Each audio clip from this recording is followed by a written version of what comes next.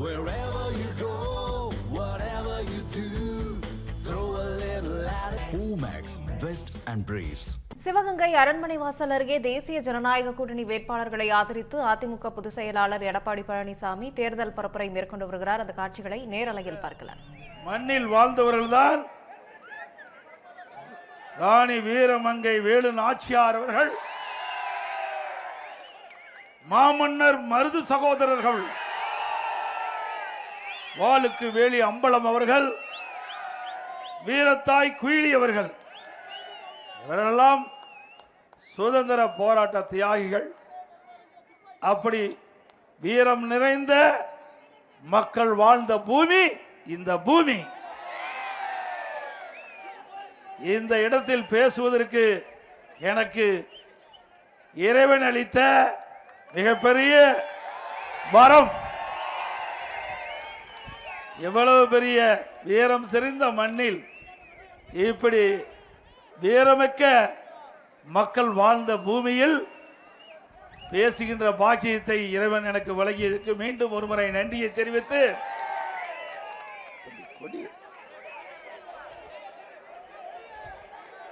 இன்றைய தினம் நம்முடைய அனைத்து இந்திய அண்ணா திராவிட முன்னேற்ற கழக தலைமையிலே அமைக்கப்பட்ட தேசிய ஜனநாயக கூட்டணி, அந்த கூட்டணியில் அண்ணா திமுகவுடைய வெற்றி வேட்பாளர் சிவகங்கை சட்டமன்ற தொகுதிக்கு அருமை சகோதரர் திரு பெரியார் செந்தில்நாதன் எம்எல்ஏ அவர்களே நிறுத்தப்பட்டிருக்கிறார். அவர் ஏற்கனவே நாடாளுமன்ற உறுப்பினராக இருந்து பணியாற்றியவர், நன்கு அறிமுகமானவர், இந்த மாவட்டம் வளர்வதற்கு துணை நின்றவர். அவர் நாடாளுமன்ற உறுப்பினராக இருந்த பொழுது அனைத்து இந்திய அண்ணா திராவிட முன்னேற்ற கழக ஆட்சியிலே பல்வேறு திட்டங்களை இந்த பகுதிக்கு பெற்று தந்து இந்த மாவட்டம் வளர்ச்சி பெறுவதற்கு உறுதுணையாக விலகியவர் அறிவிச்சார் திரு செந்தில்நாதன் அவர்கள். போன முறை அவரை எம்எல்ஏ ஆக்கினீங்க, இந்த முறையும் அவரை வெற்றி பெற்று ஆளுங்கட்சியில எம்எல்ஏ ஆக்க வேண்டும். ஆக்குவீங்களா? நம்முடைய சின்னம் பொன்மன செம்மல் புரட்சி தலைவர் எம்ஜிஆர் சின்னம், அம்மாவின் சின்னம், விவசாயியின் சின்னம், ஏழையின் சின்னம், தொழிலாளியின் சின்னம், வெற்றி சின்னம். வாக்களிப்பீர் இரட்டலைக்கு. அதே போல நம்முடைய கூட்டணியிலே அங்கம் வைக்கின்ற அம்மா மக்கள் முன்னேற்ற கழகத்தைச் சேர்ந்த மரியாதைக்குரிய சகோதரர் தேர்ப்போக்கி வி பாண்டி அவர்கள் நிறுத்தப்பட்டிருக்கின்றனர். அவரும் அந்த இயக்கத்திற்காக உழைத்தவர், மக்களிடத்திலே நன்மதிப்பை பெற்றவர். அவரும் வெற்றி பெறுவதற்கு காரைக்குடி சட்டமன்ற தொகுதியிலிருந்து போட்டியிடுவதற்கு அந்த கட்சியின் சார்பாக நிறுத்தப்பட்டிருக்கின்றார்கள். அவருக்கு குக்கர் சின்னத்திலே வாக்களித்து வெற்றி பெற செய்யுங்கள். அதே போல திருப்பத்தூர், மானாமதுரை ஆகிய 2 தொகுதியிலும் நம் கூட்டணியில் அங்கம் வைக்கின்ற பாரதிய ஜனதா கட்சியைச் சேர்ந்த வேட்பாளர் நிறுத்தப்படுவார்கள். அவருக்கு தாமரை சின்னத்திலே வாக்களித்து வெற்றி பெற செய்யுங்கள். ஆக நம்முடைய கூட்டணி 4 சட்டமன்ற தொகுதியிலும் போட்டியிடுகிறது. இந்த 4 சட்டமன்ற தொகுதியில் இருக்கின்ற வேட்பாளர்களை வெற்றி பெற செய்ய வேண்டுமாய் உங்களை இருகரங்கூப்பி வேண்டி கேட்டுக்கொள்கின்றேன். அதே போல இன்றைக்கு இந்த பகுதியில் இன்றைக்கு ஜல்லிக்கட்டு வீர விளையாட்டு, இந்த வீரம் செறிந்த மண் என்பதற்கு ஜல்லிக்கட்டு வீரர்களே சான்று. இந்த ஜல்லிக்கட்டு வீர விளையாட்டு, அதற்காக அனைத்து இந்திய அண்ணா திராவிட முன்னேற்ற கழகம் பல அறிவிப்புகளை வெளியிட்டிருக்கிறது. அதேபோல வடமாடு, அந்த நிகழ்ச்சியும் புகழ்பெற்ற பகுதி இந்த பகுதி. ஆக ஜல்லிக்கட்டு விளையாட்டும் வடமாடு புகழ்பெற்ற அந்த விளையாட்டும் இரண்டும் முக்கியமான விளையாட்டுகளாக திகழ்வது இந்த மாவட்டத்தில். இந்த 2 ஜல்லிக்கட்டும் வடமாடு பிடிப்பதும் அனைத்து இந்திய அண்ணா திராவிட முன்னேற்ற கழகம் உங்களுக்கு பக்கபலமாக இருக்கும் நேரத்தில் தெரிவிச்சுக்கிறேன். இந்த ஜல்லிக்கட்டு போட்டி நடைபெறுவதற்கு எழுச்சியோடு நடைபெறுவதற்கு அதற்கு 5 லட்சம் ரூபாய் அதிமுக அரசு வந்தவுடன் வழங்கும். எங்கெல்லாம் ஜல்லிக்கட்டு போட்டி நடக்கின்றதோ, அனுமதி கிடைத்து நடைபெறுகின்றதோ அந்த இடத்திற்கு 5 லட்சம் ரூபாய் நிதியுதவி வழங்கப்படும். அதேபோல இப்போ ஆன்லைன் முறையை கடைபிடிக்கிறாங்க இந்த அரசாங்கம். அதிமுக அரசு வந்த பிறகு இந்த ஆன்லைன் முறையை ரத்து செய்து ஏற்கனவே இருந்த பழைய முறையை நடைமுறைப்படுத்தும். அதே போல ஜல்லிக்கட்டு போட்டி நடக்கின்ற போது காளைகளால் ஜல்லிக்கட்டு வீரர்கள் படுகாயமடைந்து உயிரிழந்தால் அந்த வீரர் குடும்பத்திற்கு 10 லட்சம் ரூபாய் நிவாரணம் வழங்கப்படும். அதோட ஜல்லிக்கட்டு விளையாட்டு வீரர்கள் பங்கு பெறுகின்றவர்களுக்கு பதிவு செய்யப்பட்டவர்களுக்கு நாம் காப்பீட்டு திட்டம் கொண்டு வந்து அந்த பிரீமிய தொகையை அரசாங்கமே செலுத்தும். அதே போல இன்றைக்கு ஸ்டாலின் பேசுறார். இன்றைக்கு எடப்பாடி பழனிசாமி சந்தியாக மாறிவிட்டார் என்று பேசியிருக்கிறார். சந்தியாவே சந்தினா சங்கியா. ஸ்டாலின் பேச்சு எடப்பாடி பழனிசாமி முழு சங்கியாகவே மாறிவிட்டார் என்று ஒரு அவதூறு கருத்தை பரப்பிக் கொண்டிருக்கின்றார். திரு ஸ்டாலின் அவர்களே, தோல்வி பயத்தால் காங்கிரஸ் காலை பிடித்து கெஞ்சி கூத்தாடி கூட்டணி வச்சிருக்கிறீங்க, அப்படித்தானே? இன்றைக்கு உங்களுடைய அப்பா திரு கருணாநிதி அவர்கள் சங்கியா வச்சுக்கிறாரா? இது யாரோட இருக்கிறாரு? யாரோட இருக்காருங்க? திரு வாஜ்பாயோட தானே இருக்கிறாரு. திரு மாமா திரு முரசொலி மாறன் அவர் யாரோட இருக்காரு? அப்ப திரு கருணாநிதி அவர்கள் சங்கியா? முரசொலி மாறன் சங்கியா? அவர் ஒத்துக்கிறார், ஸ்டாலின் ஒத்துக்கிறார். அது மட்டும் இல்ல, அண்மையில் காங்கிரசுக்கும் திமுகவும் கூட்டணி பிரச்சனை. அது குறித்து டெல்லிக்கு திருமதி கனிமொழி அவர்கள் அங்கே சென்று காங்கிரஸ் கட்சி தலைவரை பார்த்துட்டு பேசிட்டு வந்தார். அப்படின்னா திரு ஸ்டாலினுடைய சகோதரி திருமதி கனிமொழி அவர்கள் சங்கியா? ஸ்டாலின் அவர்களே, உங்களை பதவிக்கு தக்கவாறு பேசி பழகுங்கள். இல்லாவிட்டால் எங்க தொண்டன் பேச ஆரம்பித்து விட்டால்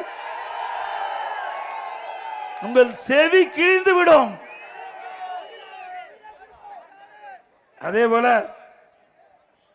புதுசா ஒரு கண்டுபிடிச்சிருக்கார் ஸ்டாலின்.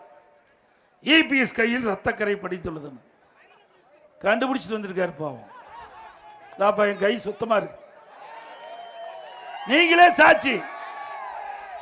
ஆனா ஸ்டாலின் 5 ஆண்டு கால திராவிட முன்னேற்ற கழக ஆட்சியில, அந்த 5 ஆண்டு திராவிட முன்னேற்ற கழக ஆட்சியில 18,000 குழந்தைகள் பாலியல் சீண்டலுக்கு உட்படுத்தப்பட்டிருக்குது. 18,000 குழந்தைகள். இன்றைக்கு நீதிமன்றத்தின் மூலமாக வழக்கு நடைபெற்று கிட்டத்தட்ட 6,000 பேருக்கு போக்சோ வழக்கின் மூலமாக நிவாரணம் வழங்கப்பட்டதாக நீதிமன்றத்தில் வழங்கப்பட்டிருக்கின்றது. அது மட்டுமல்ல, சமூகத்துறை அமைச்சர், திராவிட முன்னேற்ற கழகத்தில் இருக்கின்ற சமூகத்துறை அமைச்சர் தூத்துக்குடி நிகழ்ச்சியில் பேசுகின்ற பொழுது, திராவிட முன்னேற்ற கழக ஆட்சியில் 6,999 போக்சோ வழக்குகள் பதிவு செய்யப்பட்டிருக்குது. 84 கோடி நிவாரணம் வழங்கப்பட்டிருக்கிறது. போக்சோ வழக்குனா சிறுமிகள், பெண் சிறுமிகள், அந்த குழந்தைகள் பாலியல் சீண்டலுக்கு உட்பட்டா அதுதான் போக்சோ வழக்கு பதிவு செய்ய முடியும். ஒரு ஆட்சியில் ஒரு அமைச்சர் கொடுத்த வாக்கு மூலம் 6,999 சிறுமிகள் பாதிக்கப்பட்டிருக்குன்னா அப்ப என்ன? ஸ்டாலின் அப்பப்போ பேசுறார், என்னை அப்பா அப்பா என்று அழைக்கின்ற பொழுது மகிழ்ச்சியா இருக்குன்னு சொன்னார். திரு ஸ்டாலின் அவர்களே, சுமார் 18,000 குழந்தைகள் பாலில் சீடலுக்கு உட்படுகின்ற பொழுது, அது கதறுகின்ற பொழுது, அப்பா அப்பா என்று கதறுகின்ற பொழுது உங்கள் செவிக்கு எட்டவில்லையா?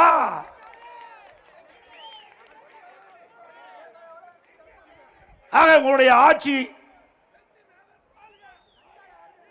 நிர்வாகம் எப்படி இருக்குது என்பதை எண்ணி பார்க்க வேண்டும். இன்னைக்கு சிறுமிகளுக்கு பாதுகாப்பு இல்ல, பெண்களுக்கு பாதுகாப்பு இல்ல, வயது வந்த தாய்மார்களுக்கு பாதுகாப்பு இல்லாத ஒரு ஆட்சி திமுக ஆட்சி. எங்களை பற்றி பேசுவதற்கு அருகதை கிடையாது. தகுதி இருக்குதா? சட்டத்தின் ஆட்சி அண்ணா திமுகவில் நடைபெற்றது. உங்களுடைய ஆட்சியில சட்ட சந்தி சிரித்துக் கொண்டிருக்கிறது. சட்டம் அடியோடு சீரழிந்து விட்டது தமிழகத்திலே. வேண்டுமென்றே திட்டமிட்ட அவதூறு பிரச்சாரத்தை மேலும் தொடர்ந்தால் அதற்கு எங்களுடைய தொண்டர்களே தகுந்த பதிலடி கொடுப்பார்கள். ஸ்டாலின் அவர்களே,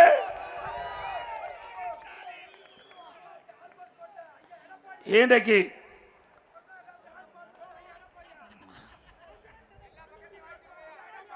சிவகங்கை மாவட்டத்தில் உங்களுக்கு நன்றா தெரியும், கஞ்சா போதை ஆசாமிகள் இருசக்கர வாகனத்தில் சென்று கொண்டு இருக்கிற பொழுது அந்த சாலையில் நின்று கொண்டவர்கள் கொடூரமா அறிவாளால் தாக்கப்படுறாங்க. அப்படிப்பட்ட ஆட்சி நடத்துகிற ஸ்டாலின் எங்களை பற்றி பேசுறார். வெக்கமா இல்ல? அது மட்டும் இல்ல, கோவில் காவலாளி அஜித் குமார் அவர் மீது ஒரு திருட்டு குற்றச்சாட்டை சுமத்தி பொய் வழக்கு போட்டு விசாரணை என்ற பெயரில் படுகொலை செய்யப்பட்டுகிறீங்களே, இதுதான் ரத்தக்கரை படிந்த கை திரு ஸ்டாலினுடைய கை. உண்மைதானே? ஒரு மாதத்திற்கு முன்பு மானாமதியில லாக்அப் டெத்து, இன்றைக்கு காவலால் தாக்கப்பட்டு உயிரிழந்திருக்கிறாங்களே, இதுதான் ரத்தக்கரை படிந்த கை. ஸ்டாலின் அவர்களே, உங்களுடைய ஆட்சியா நடக்குது? ஆட்சி நடக்குது. அந்த ஆட்சியில முறையா நடக்குதா? ஏன்னா பொம்மை முதலமைச்சர், அவர் எங்க போய் ஆட்சி செய்ய முடியும்? அப்படித்தானே? நிச்சயமாக வழங்கப்படும். நான் பின்னாட வரேன். ஆக ஸ்டாலின் வேண்டுமென்றே திட்டமிட்டு அனைத்து இந்திய அண்ணா திராவிட முன்னேற்ற கழகத்தை பற்றியும் என்னை பற்றியும் அவதூறாக பேசிக் கொண்டிருக்கின்றார். அதற்கு தகுந்த பதிலடி உடனுக்குடன் கொடுக்கின்ற கட்சி அண்ணா திமுக கட்சி. ஸ்டாலின் அவர்களே,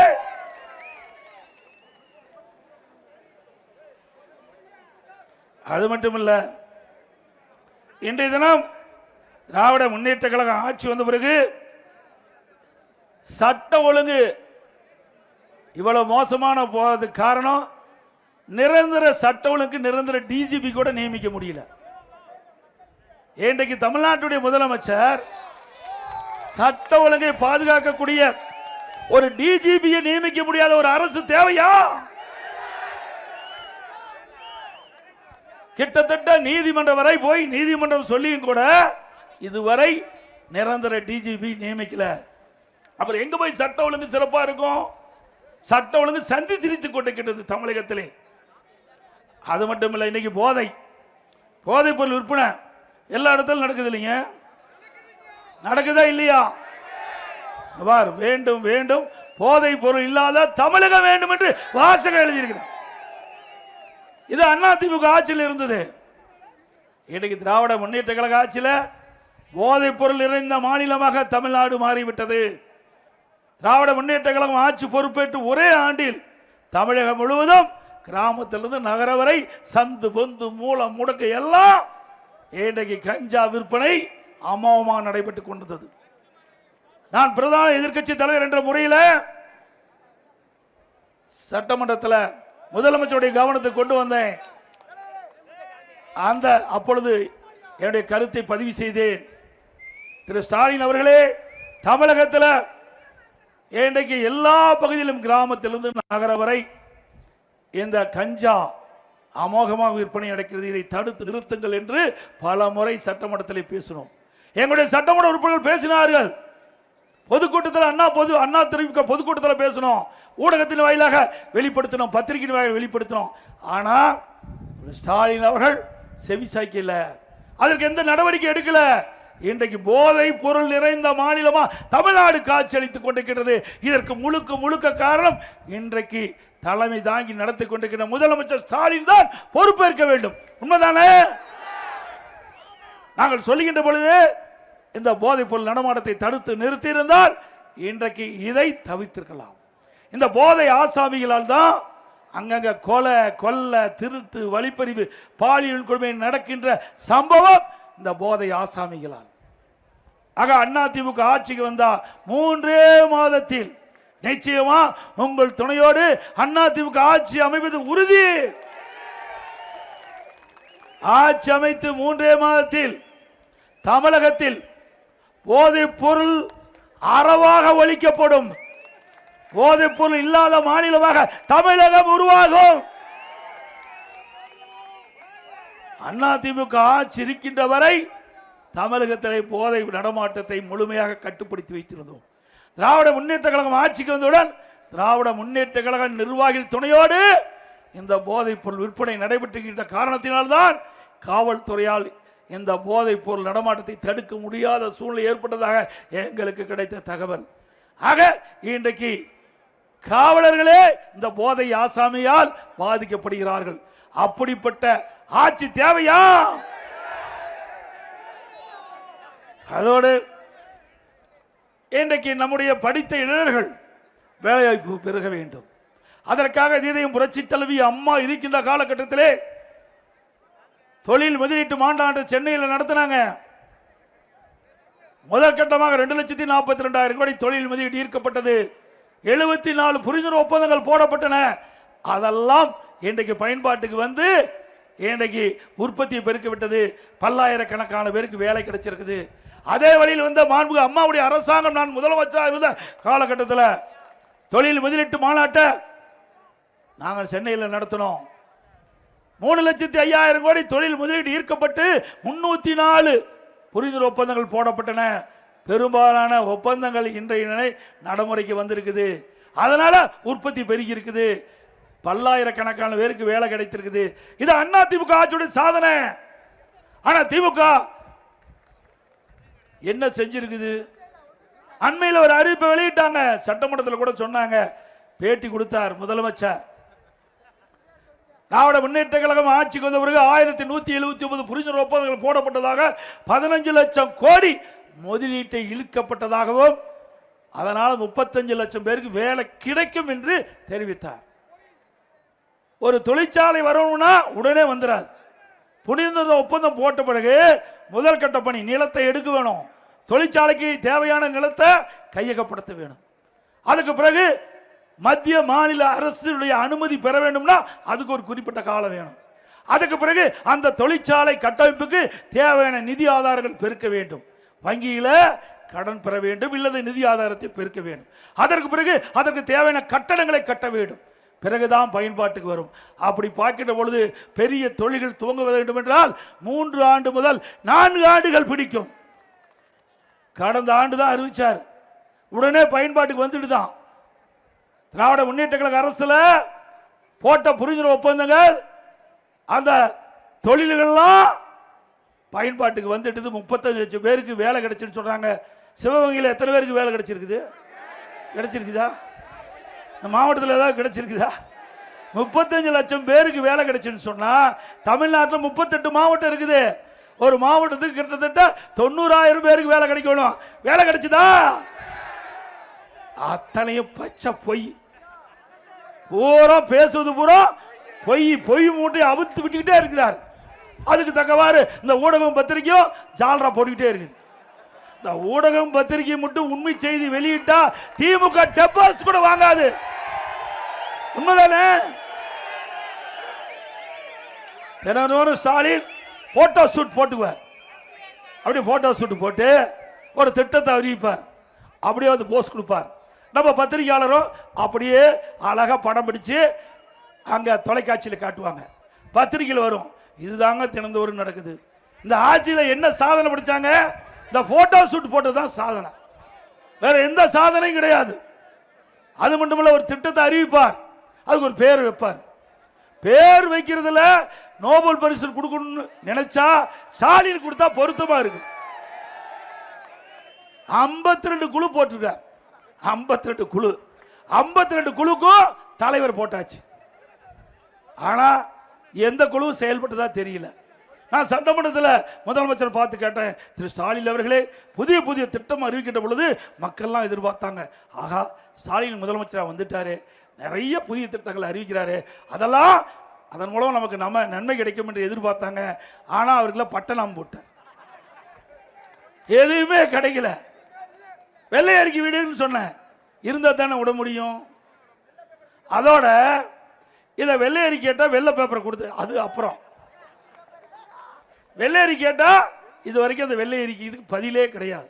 இப்படி மக்களை ஏமாற்றி தினந்தோறும் விளம்பரம், ஒரு நாளைக்கு 4 கோடி செலவாகுதுங்க விளம்பரத்துக்கு மட்டும். 4 கோடி பத்திரிகைக்கும் ஊடகத்துக்கும். திராவிட முன்னேற்ற கழக ஆட்சியிலே ஒரு சில திட்டங்களை தினந்தோறும் பத்திரிகையில போடுவது, தொலைக்காட்சியிலே காண்பதற்கு மட்டும் 4 கோடி செலவழிச்சிருக்காங்க. இது யாருடைய பணம்? உங்களுடைய வரி பணங்க. எப்படி ஊதாரித்தனமாக இவர்கள் சொந்த நலனுக்காக விளம்பரப்படுத்திக் கொண்டிருக்கிறார். இப்படிப்பட்ட ஆட்சி தொடர வேண்டுமா?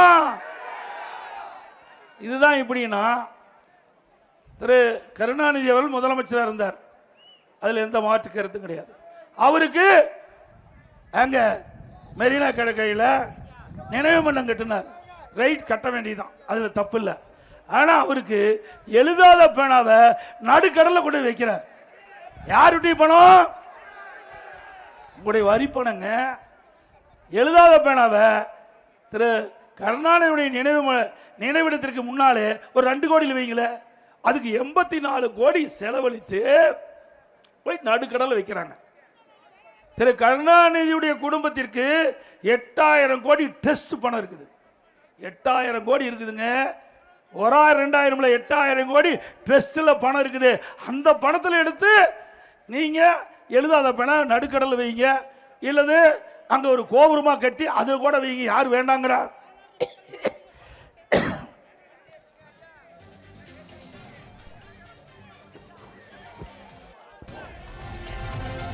ஏங்க இது நியாயமா? யாருடைய பணத்தை எடுத்து யாருக்கு செலவு செய்யறது? ஒரு ஆக்கப்பூர்வமான திட்டத்துக்கு கொடுங்க, இல்ல அரசு பள்ளியில் படிக்கிற மாணவர்களுக்கு எழுதுற பேனாவை கொடுங்க, மாணவர்கள் வரவேற்பாங்க. அதை விட்டுட்டு ஊதாரித்தனமா செலவு பண்ணுறது எப்படி ஏற்றுக்கொள்ள முடியும்? அப்பா இப்படின்னா, அப்பா ஸ்டாலின் இப்படின்னா, மகன் கார் பந்தயம் நடத்துறார், பல 100 கோடி ரூபாய் செலவழிச்சு சென்னை மாநகரத்தில் கார் பந்தயம் நடத்துறார். இது தேவைங்களா?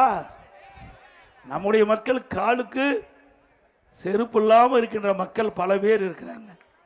ஏங்க இதையெல்லாம் இவர்களுக்கு தெரியாது. ஏன்னா செல்வ செழிப்பில் வாழ்ந்தவர்கள். நம்மை போல கிராமத்தில் பிறந்து வாழ்ந்து, ஒரு விவசாய குடும்பத்தில் பிறந்து வாழ்ந்து, வெயிலையும் மழையிலையும் நனைந்து, இரவென்றும் பகலென்றும் பாராமல் உழைத்தா ரத்தத்தை வீரைய மணியில சிந்தி உழைக்கின்ற விவசாயி தொழிலாளி அவர்கிட்ட போய் கேட்டு பாருங்க, இந்த பணத்துடைய அருமை என்று தெரியும். ஆக மக்களுடைய வரி பணத்தை எப்படி ஊதாரித்தனமா அப்பாவும் மகனும் செலவு பண்றான்னு பாருங்க. கார் பந்தயம் சென்னையில் நடத்துற, இது தேவையா நாட்டுக்கு? எவ்வளவு பிரச்சனை நாட்டில் இருக்குது. அந்த பிரச்சனை தீர்ப்பதற்கு இந்த பணத்தை எடுத்து செலவு பண்ணுங்க, நாங்க வரவேற்கிறோம். அதற்கு பிறகு பழனியில் அங்க நம்முடைய பழனி முருகன் இருக்கார், அதுல 162 கோடி நினைக்கிறேன். இன்னைக்கு உத்தரம், பங்குனி உத்தரங்க, அங்க 162 கோடி ரூபாயை எடுத்து 11 திட்டத்துக்கு செலவழிப்பதாக முடிவு செஞ்சு சில திட்டத்துக்கு டெண்டர் விட்டாங்க. உயர் நீதிமன்றம் ஸ்டே கொடுத்துட்டு தடையாணை வழங்கி விட்டது. ஏங்க திட்டத்தை அறிவிங்க, நாங்கள் வேண்டாங்கள, வரவேற்கிறோம். அதே நேரத்தில் அரசு பணத்தை எடுத்து செலவு செய்யலாம்ல. எதுக்கு? அறநிலைத்துறைக்கு சம்பந்தப்பட்ட கோயில் சொந்தமான பணத்தை எடுத்து நீங்க செலவு செய்யறீங்க. பக்தர்கள் காணிக்க கொடுப்பது எதற்கு? அந்த கோயிலுடைய பராமரிப்பு செலவுக்காக பக்தர்கள் காணிக்கையா உண்டியில போடுறாங்க. அந்த பணத்தை எடுத்து 11 திட்டத்தை அறிவிச்சு அதுல கமிஷன் பெறாங்க. இப்படி வெக்கங்கட்ட ஆட்சி நாட்டுக்கு தேவையா? கோயில் பணத்தை கூட விட்டு வைக்க மாட்டாங்க. முருகன் பார்த்தா சரி, முருகன் ஆண்டவன் இங்க இருக்கிறார் பார், நான் தெய்வ பக்தி உள்ளவன், அந்த தெய்வமே இந்த ஆட்சி கேட்டா சரி. அப்புறம் கோயில் நகைகள் பல ஆண்டுகளா பல ஆட்சி தமிழகத்தில் நடந்திருக்குது. காங்கிரஸ் ஆட்சி, திமுக ஆட்சி, அண்ணா திமுக ஆட்சி என்று பல ஆண்டுகள் தமிழகத்தில் ஆட்சி புரிஞ்சிருக்காங்க. அப்பெல்லாம் கோயில் நகை யாரும் தொடல. ஏன் திமுக ஆட்சியில் கூட கோயில் நகையில் பெரும்பாலும் தொடல. ஆனால் இப்போ இருக்கிற ஸ்டாலின் இருக்கிற அரசாங்கம் அறநிலையத்துக்கு சொந்தமான அந்த கோயில் நகையெல்லாம் உருக்கிட்டாங்க.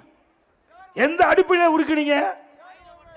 அங்கங்க ஒரு குழு போட்டு அங்க இருக்கின்ற பகுதி மக்களை எல்லாம் வரவழைச்சு அந்த கோயிலில் என்னென்ன நகை இருக்குது சுட்டி காட்டி அதை வீடியோ கவரேஜ் பண்ணி அதை செயல்படுத்தி இருந்தா கூட பரவாயில்ல. யாருக்குமே தெரியாம அது எவ்வளவு நகை இருந்தது, எவ்வளவு உருக்குனாங்க, எவ்வளவு ஆட்டை போட்டாங்கன்னே தெரியல. ஸ்டாலின் அவர்களே, ஆண்டவன் தான் உங்களை கேட்பார். ஆண்டவன் சொத்தை அபகரித்தால், ஆண்டவன் சொத்தை அபகரித்தால் அந்த ஆண்டவன் உங்களுக்கு தக்க தண்டனை வழங்குவார். உண்மைதானே? அது மட்டுமல்ல, இன்னைக்கு திராவிட முன்னேற்ற கழக ஆட்சி வந்த பிறகு இன்னைக்கு மின்கட்டணம் உயர்ந்தாச்சு. இது நகராட்சி, மாநகராட்சி, பேரூராட்சியில் இன்றைக்கு மின்கட்டணம் 52% உயர்த்திட்டாங்க. ஆண்டுக்கு 5% உயர்த்தப்படும் என்று அறிவிக்கப்பட்டு இன்றைக்கு 3 வருடத்தில் 15% உயர்த்தி 67% மின்கட்டணம் உயர்ந்தாச்சு. அதுவும் கடைக்கு பீக் கவர்னு வச்சிருக்கிறாங்க. அதில் 6லிருந்து 9 வரைக்கும் ரெட்டிப்பு சார்ஜ் வசூல் பண்ணுறாங்க. பிறகு நகராட்சி அவருடைய பங்குக்கு வரி போடுறாங்க. வீட்டுக்கு 100% வரி உயர்வு, வீட்டுக்கு 100% வரி உயர்வு, ஆண்டுக்கு 6% வரி உயர்வு அதிகம். கடைக்கு 150% வரி உயர்வு, ஆண்டுக்கு 6% வரி உயர்வு. குடிநீருக்கு வரி உயர்வு. குப்பைக்கு வரி போட்ட ஒரே அரசாங்கம் இந்தியாவில் தமிழ்நாடு அரசாங்கம்.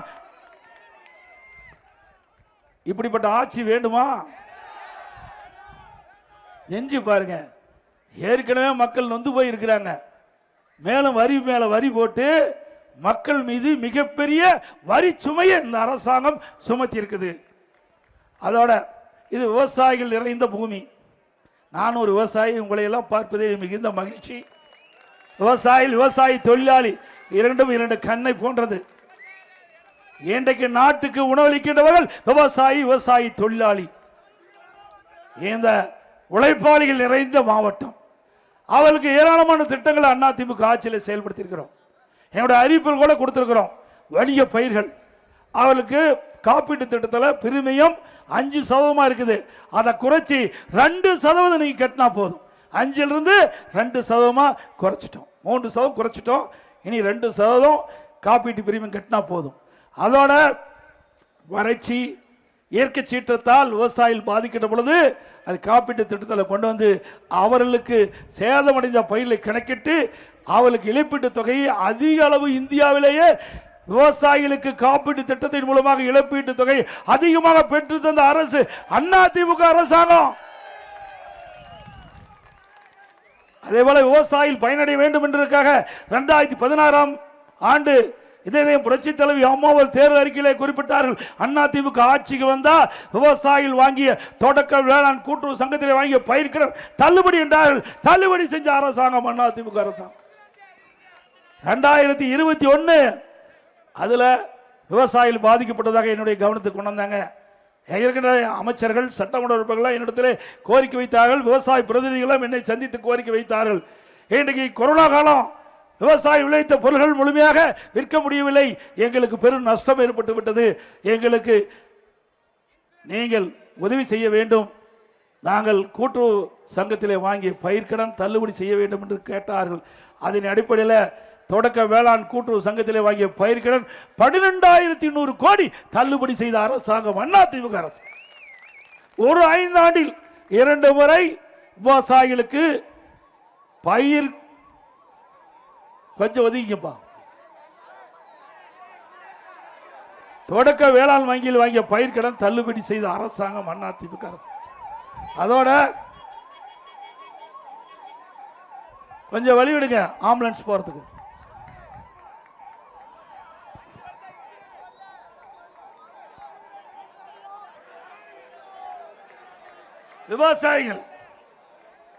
விவசாயிகள் பம்பு செட்டுக்கு மும்முனை மின்சாரம் 24 மணி நேரம் கொடுத்தோம்.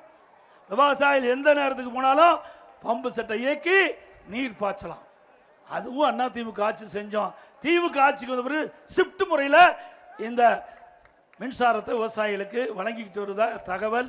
மீண்டும் அதிமுக ஆட்சிக்கு வந்த உடனே விவசாயிகளுக்கு மும்முனை மின்சாரம் 24 மணி நேரம் கிடைக்கும். அதே போல விவசாயிகள் வாங்கிய பயிர்க்கடன் கூட்டுறவு சங்கத்தில் தள்ளுபடி செய்யப்படும். திமுக ஆட்சியில் ஒரு அறிவிப்பு வெளியிட்டாங்க. அந்த அறிவிப்பில் 5 சவரனுக்கு குறைவாக கூட்டுறவு சங்கத்திலே அவர்கள் அதை வைத்து பணத்தை பெற்றுக்கொள்ளலாம், அவர்கள் அனைவருக்கும் தள்ளுபடி செய்யப்படும் என்று சொன்னாங்க.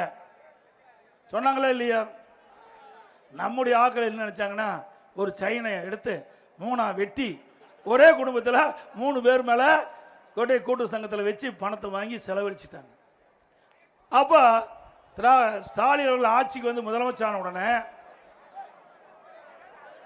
வலிவிடுப்பா, வலிவிட்டுருங்க, போயிட்டு போகுது, கொஞ்சம் வலிவிட்டுருங்க தம்பி, வலிவிட்டுருங்க, கொஞ்சம் வலிவிட்டுருங்க தம்பி, வலிவிட்டுருங்க, ஆம்புலன்ஸுக்கு வலிவிட்டுருங்கப்பா, ஏய் வலிவிட்டு தம்பி, நிறுத்தாத, போகட்டும், போங்க போங்க,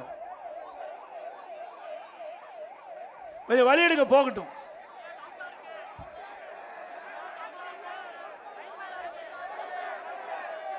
என்ன வேணாலும் செய்யட்டும், அதை பத்தி கவலை. மக்கள் நம்பக்கம். அதோட ஸ்டாலின் ஒரு உத்தரவு போட்டார், பல விதிகளை விதிச்சார்.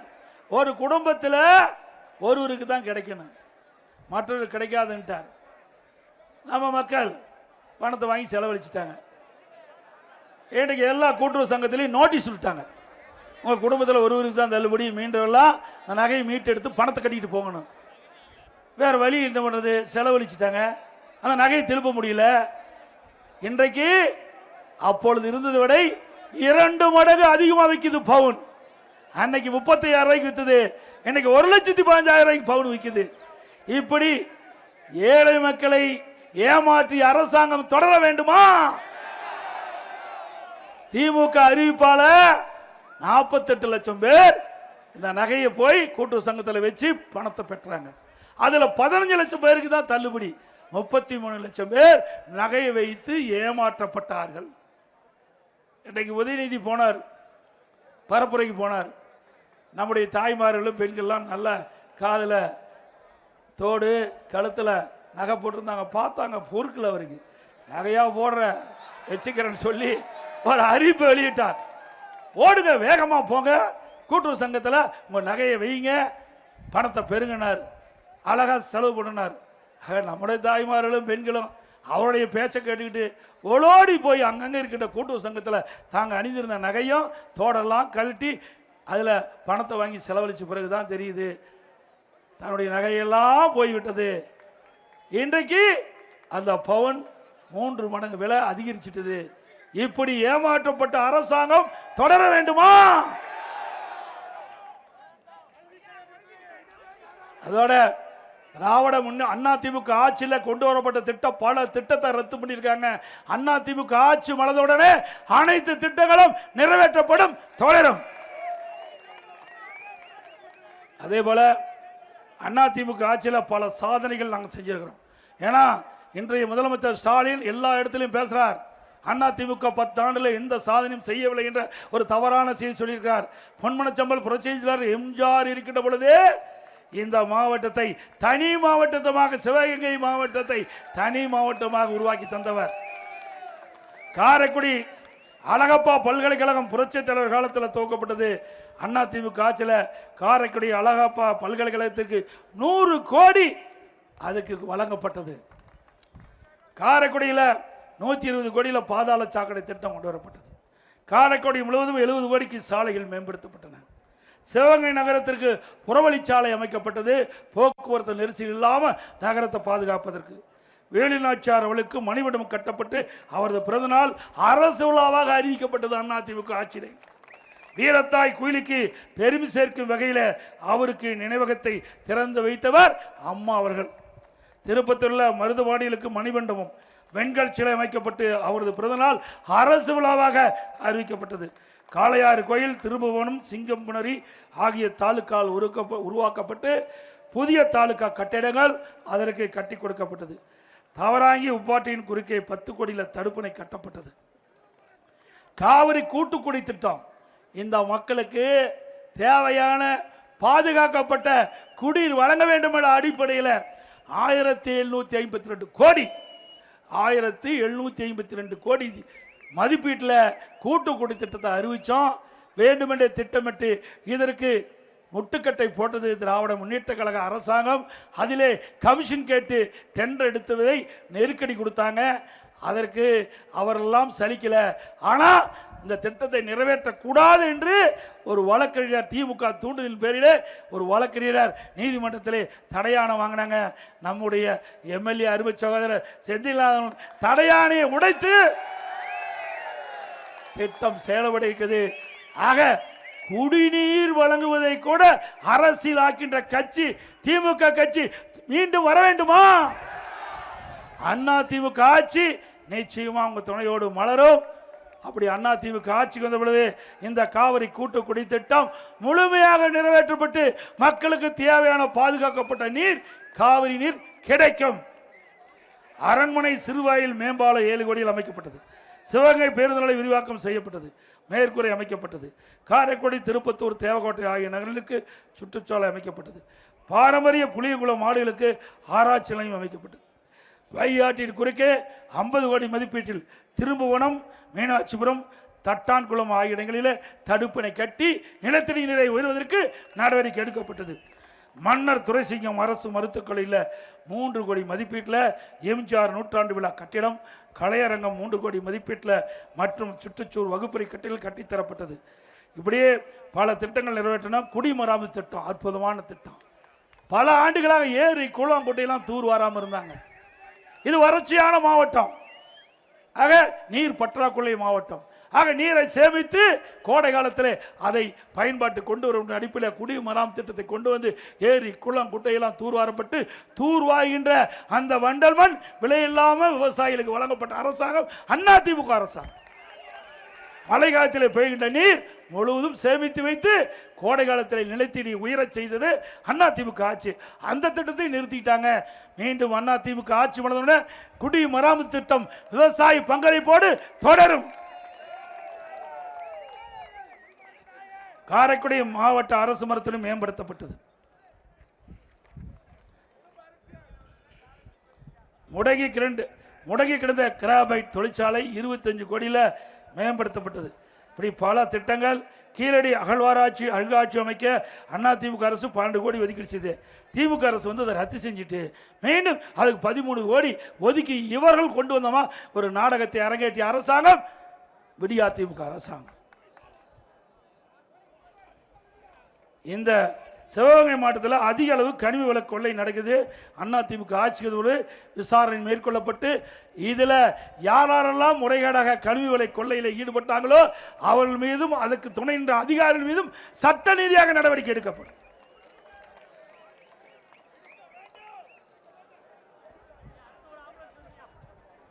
அதே போல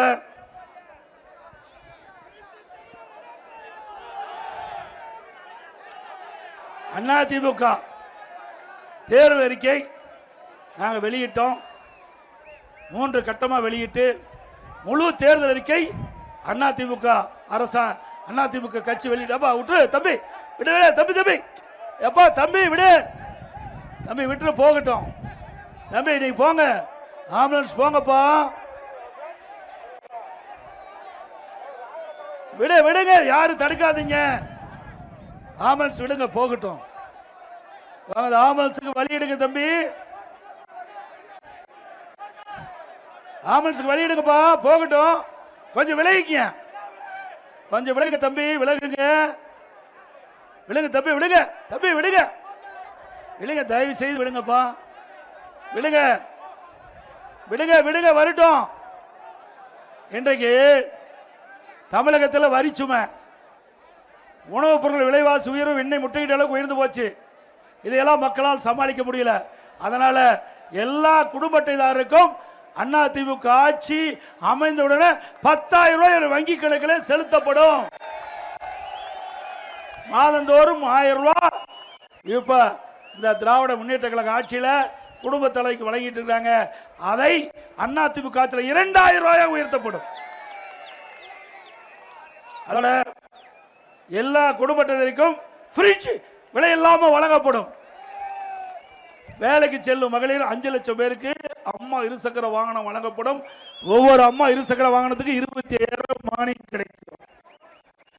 எல்லா குடும்ப அட்டைதாரருக்கும் வருடத்திற்கு 3 சிலிண்டர் விலை இல்லாமல் வழங்கப்படும். ஒவ்வொரு ஆண்டும் பொங்கல் தொகுப்பு வழங்கிட்டு இருக்கிறோம். அதோட 1000 ரூபாய் பொங்கல் பரிசு வழங்கப்படும். நம்முடைய தாய்மார்களுக்கும் பெண்களுக்கும் ஒவ்வொரு தீபாவளி என்றும் பட்டுப்புடவை வழங்கப்படும்.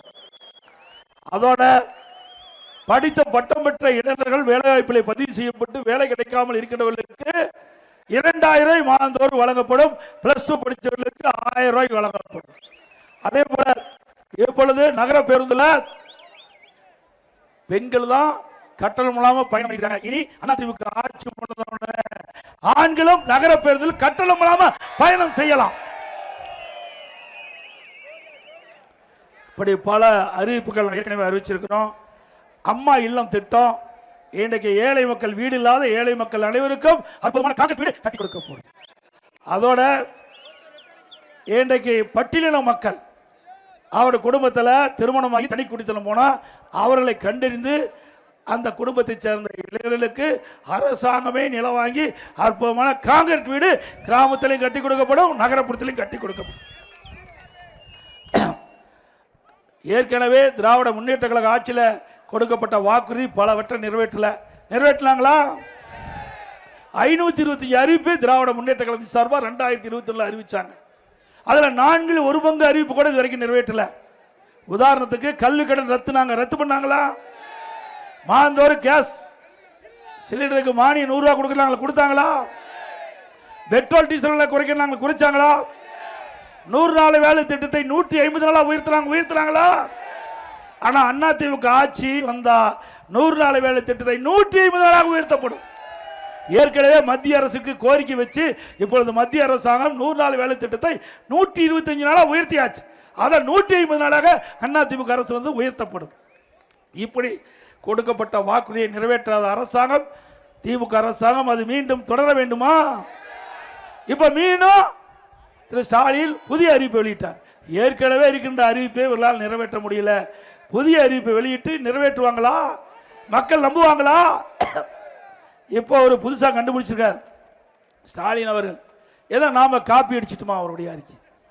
திரு ஸ்டாலின் அவர்களே, 2021 அதிமுக கட்சி தான் முதல்ல தேர்தல் அறிவிப்பை வெளியிட்டோம். அதற்கு பிறகு அரை மணி நேரம் கழிச்சு தான் திமுக தேர்தல் அறிவிப்பை வெளிவந்தது. அப்பொழுது எல்லா குடும்ப அட்டையில் இருக்கின்ற குடும்ப தலைவிக்கு மாதந்தோறும் 1500 ரூபாய் கொடுக்கணும் நாங்கள் அறிவிச்சோம். நீங்க 1000 ரூபாய் தான் கொடுக்கணும். 2021 சட்டமன்ற பொது தேர்தலில் அங்க நடக்கும் போதே அப்பொழுதே அதிமுக சார்பா தேர்தல் அறிவிப்பில் வந்ததா. இப்பொழுது நாங்கள் கூடுதலாக 500 ரூபாய் சேர்த்து எல்லா குடும்ப அட்டையில் இருக்கின்ற குடும்ப தலைவி வங்கிக்கு 2000 வழங்கப்படும் அறிவிச்சிருக்கிறோம். நாங்கள் ஒன்றும் காப்பி அடிக்கல. நாம ஏற்கனவே ஒரு வாரத்துக்கு முன்பாகவே நம்முடைய தேர்தல் அறிக்கையை வெளியிட்டோம். இப்ப நம்ம அறிக்கையை பார்த்து காப்பி அடிச்சு தான் ஸ்டாலின் வந்து இந்த அறிவிப்பை வெளியிட்டிருக்கா. திமுக சார்பாக திமுக தேர்தல் அறிக்கை காப்பி அடிக்கல. அதிமுக தேர்தல் அறிக்கை காப்பி அடிச்சு வெளியிட்டு தான் திமுக என்பதை நேரத்தில் சுட்டிக்காட்டி வருகின்ற சட்டமன்ற பொது தேர்தலில் நம்முடைய வெற்றி வேட்பாளர் அறிவிச்சர் செந்தில்நாதன் அவர்களுக்கு இரட்டை சின்னத்திலே வாக்களித்து வெற்றி பெற செய்யுங்கள். பாரதிய ஜனதா கட்சி சார்பாக போட்டியிடுவர்களுக்கு தாமரை சின்னத்திலே வாக்களித்து வெற்றி பெற செய்யுங்கள். அதே போல அம்மா மக்கள் முன்னேற்ற கழகத்தின் சார்பாக போட்டியிடுகின்ற அருமை சகோதரர் திரு தேர்வோகி வி பாண்டி அவர்களுக்கு குக்கர் சின்னத்திலே வாக்களித்து வெற்றி பெற செய்யுங்கள். மக்களை காப்போம், தமிழகத்தை மீட்போம்.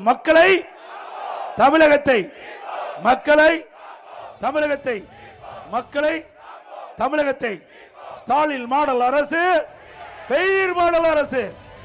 By bye Stalin. நன்றி, வணக்கம்.